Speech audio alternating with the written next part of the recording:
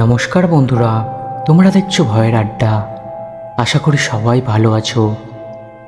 আজকের ঘটনাটি আমাকে পাঠিয়েছে নদিয়ার বাসিন্দা রূপম দাস।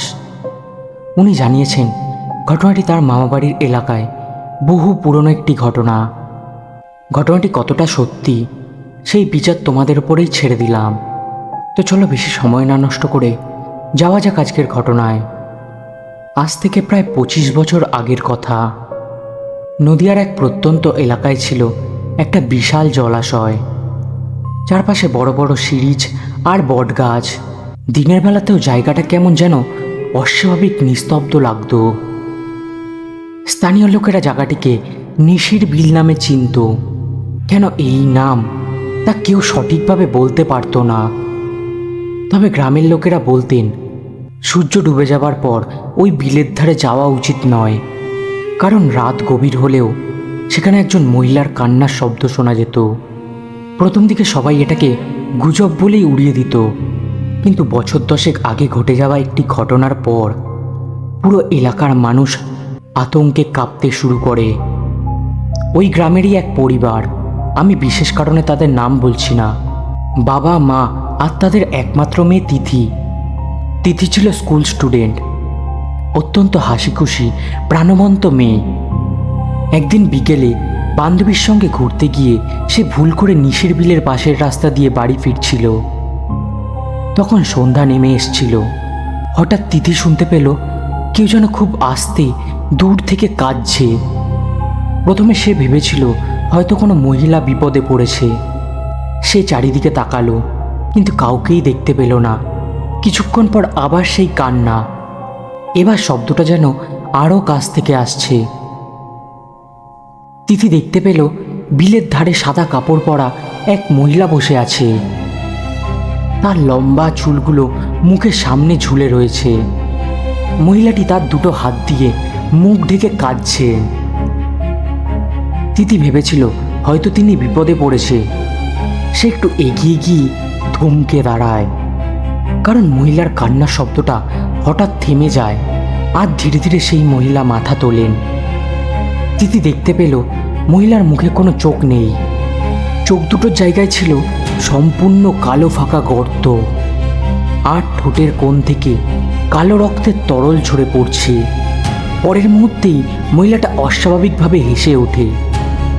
সেই হাসির শব্দ শুনে তিথি জ্ঞান হারিয়ে ফেলে। রাত 10টা পর্যন্ত বাড়ি না ফেরায় পরিবারের লোকজন খোঁজাখুঁজি শুরু করে তিথিকে। অনেক খোঁজার পরে গ্রামের কয়েকজন মিলে তিথিকে বিলের ধারে অজ্ঞান অবস্থায় খুঁজে পান। তাকে বাড়িতে নিয়ে আসা হয়। জ্ঞান ফেরার পর থেকেই তিথি সম্পূর্ণ বদলে যায়। আগের মতন হাসতো না, কারোর সঙ্গে বেশি কথা বলতো না, শুধু এক দৃষ্টিতে ঘরের এক কোণে বসে থাকতো। আর মাঝে মধ্যে কি যেন ফিসফিস করে বলতো। ভাষাটা যেন সম্পূর্ণ আলাদা। সেই ভাষার সাথে কোনো মানুষের ভাষার মিল নেই। এরপর থেকেই বাড়িতে শুরু হয় অদ্ভুত সব ঘটনা। মাঝরাতে রান্নাঘরে বাসনপত্র নিজে থেকেই পড়ে যাওয়া, বাথরুমে কেউ জল ঢালছে কিন্তু বাথরুমে কেউ নেই। ঘুম থেকে উঠে দেখা যেত ঘরের মেঝেতে ভেজা পায়ের ছাপ, আর সেই পায়ের ছাপগুলো সরাসরি তিথির ঘর পর্যন্ত গিয়ে শেষ হয়ে যেত। একদিন গভীর রাতে তিথির মা হঠাৎ মেয়ের ঘর থেকে কান্নার শব্দ শুনতে পান। ঘরে ঢুকে তিনি যা দেখেন তা দেখলে যে কোনো সাধারণ মানুষ চিৎকার করে জ্ঞান হারাবে। তিথি বিছানার এক কোণে বসে আছে। তার সামনে দাঁড়িয়ে আছে একটি লম্বা অবয়ব। অবয়বটির সারা শরীর ভিজে, লম্বা চুলগুলো মাটিতে লুটিয়ে রয়েছে, আর তার মাথাটা ধীরে ধীরে ঘুরে তিথির মায়ের দিকে তাকালো। মুখে কোনো চোখ নেই, শুধু এক ভয়ঙ্কর ফাঁকা অন্ধকার।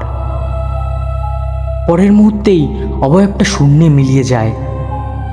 এরপর থেকেই তিথির শরীর খারাপ হতে শুরু করে। দিন দিন সে কেমন যেন হয়ে যেতে লাগে।